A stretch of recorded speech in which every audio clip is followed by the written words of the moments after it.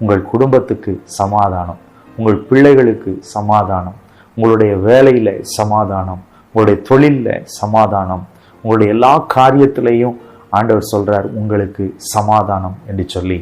ஒருவேளை சீஷர்களைப் போல நீங்களும் எதையோ ஒரு காரியத்தை குறித்து பயந்து கொண்டிருக்கலாம்.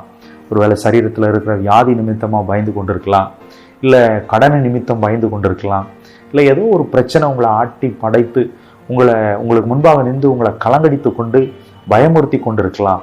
எந்த காரியமாக இருந்தாலும் சரி, உங்கள் கூட யார் தெரியுமா இருக்கிறா? உங்கள் மத்தியில் யார் தெரியுமா இருக்கிறா? இயேசு உயிர்த்தெழுந்தவராக மரணத்தை ஜெயித்து மரித்தேன் ஆனாலும் சதா காலங்களிலும் உயிரோடு இருக்கிறேன் என்று சொல்லி இன்றைக்கும் உயிருள்ள தேவனாக இருக்கிறார். அவர் உங்கள் மத்தியில் இருக்கிறார். அவர் சொல்றார் உங்களுக்கு சமாதானம் என்று சொல்லி. எந்த பிரச்சனையாக இருந்தாலும் சரி, எந்த பயமா இருந்தாலும் சரி, வேதம் சொல்லுது இயேசு அவர்கள் மத்தியில வந்து இந்த வார்த்தையை சொன்ன உடனேயே அவர்கள் மிகவும் சந்தோஷப்பட்டார்கள் என்று சொல்லி. அவங்களுக்கு இருந்த பயமெல்லாம் அப்படி பறந்து போயிடுச்சு.